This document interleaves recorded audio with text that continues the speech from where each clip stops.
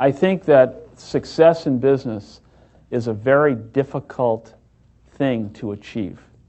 And it's more difficult today probably than any other time, despite the vast number of opportunities. And as it relates to finding your calling in terms of what the opportunity or the entrepreneurial adventure is going to be, it has to be linked to something that you are so passionate and crazed about that you're willing to knock down walls and climb mountains and do the things that are going to put yourself in a position of sacrificing so many other things for its success. And you can only do that when there's a compelling underlying feeling that you have that this is something I'm going to fight to the death for. And without that, I think it's going to be a commodity-based experience, not only for the customer, but for you. And I think you can't really succeed at the levels that you want to unless you find that thing that you're so passionate, excited, and in love with. And I think because you've got to, along the way, you're going to have to convince so many other people to believe in you and the idea and the opportunity, and the struggle and the obstacles that are going to come can only be overcome by this passion that you have, in which you're going to be able to get people to follow you over those hurdles. I know it sounds a little bit sophomoric, but it's so true.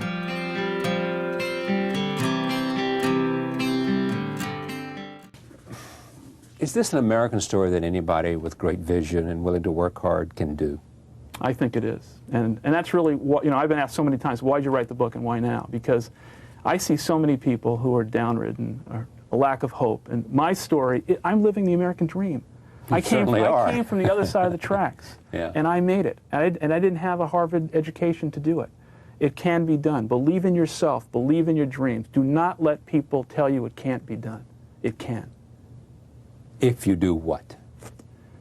Well, first off, if you are passionately committed to this purpose, if you're willing to sacrifice everything to try and make it work, if you are diligent in making sure you surround yourself with great people, if you give back to your people, make sure that you're not succeeding at the expense of them. I think that the Starbucks success is not a success that's narrow, but it's an outline, I think, for lots of companies and hopefully a lot of people who can be inspired by my story. You're what, 40? 44. 44. I feel 50 after that question about the competition now.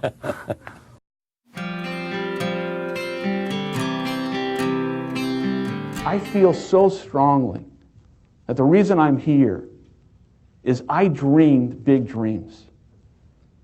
I dreamed the kind of dreams that other people said would not be possible.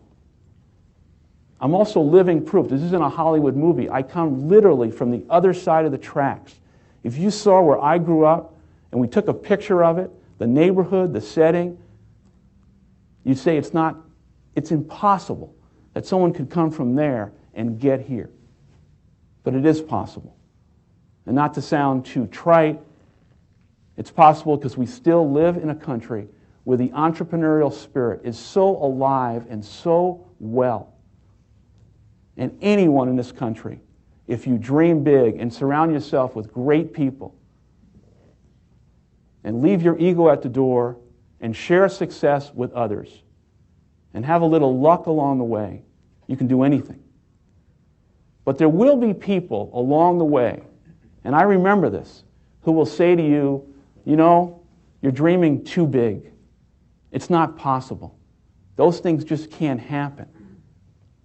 Don't allow anyone, friend, family, acquaintance, teachers, whoever it is, don't allow anyone to tell you that what you are dreaming for yourself and your family is not possible. It is possible.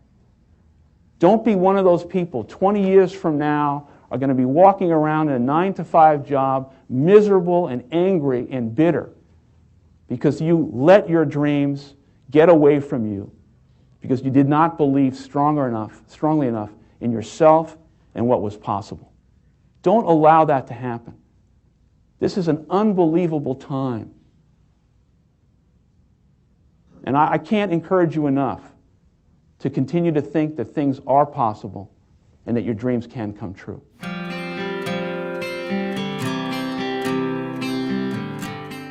People have you met in your life who have said things like, I had that idea.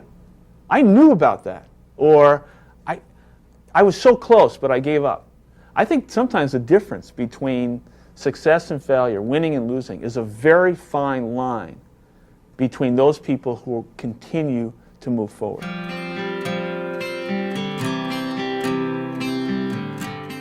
What's in your mission statement? Our mission statement is designed to make sure that the long-term growth of the company is not diluted by the growth, but in fact, that the growth enhances the spirit and the esprit de corps of the company, so that the quality of the coffee, the fact that diversity has to happen in the workplace, the fact that we have to treat our people with respect and dignity, the fact that we have to exceed the expectations of our customers, and most importantly, we have to do all this and make money as well. And so the shareholder wins, our employees win, and at all of this happens, our customers feel like they're going to a place that they really values their patronage.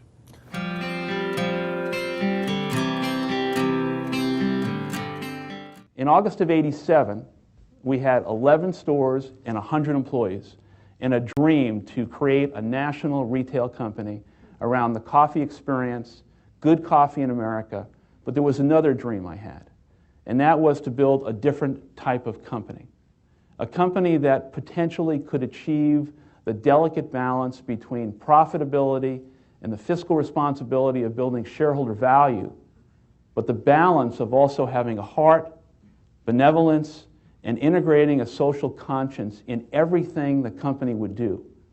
And hopefully one day, remember this was '87, the company would be known as much for its values, its culture, its guiding principles, as it would the quality of its coffee. Fast forward from '87 to '89 and 1990, the company was beginning to get some traction. We had about 50 stores. We still were not making money. And I think we all realized at the time that we were not in the coffee business serving people, but we were in the people business serving coffee. That if we wanted to exceed the expectations of the customer, we had to first exceed the expectations of our people. We made a very important strategic decision early on that franchising could not maintain the culture and values of the company, that all it would be an access to cheap capital. And so we continued on track of opening and building a company-owned system.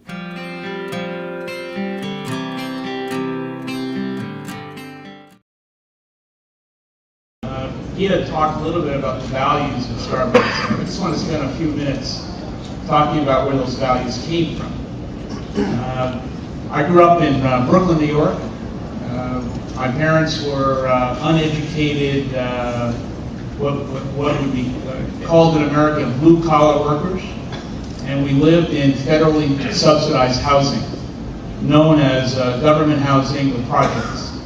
My father never made more than $20,000 a year, and when I was 7 years old, a life-changing event took place. I came into my apartment, and my father was laid up on the couch with a cast from his waist to his ankle. The job he had when I was 7 years old was an awful job. He was a truck driver delivering and picking up cloth diapers before the invention of Pampers. And on this one winter month in 1960, he fell on a sheet of ice and broke his hip and ankle. In 1960 in America, if you were a blue-collar or an uneducated worker, more often than not, you were dismissed with no health insurance, no workman's compensation. And that's what happened to my family. And I witnessed at the age of 7 the fracturing of the American dream. I saw firsthand what could happen to a family when there was no hope and there was really tough times. I didn't know at the age of 7 that that event would shape my life, and I never dreamed at the age of 7 that one day I'd be building and running a company with 230,000 employees in 62 countries. But what I did know is that that event scarred me. And I can feel the scars today. I felt the shame, the insecurity and the vulnerability of living on the other side of the tracks and not having access to many things that other people had.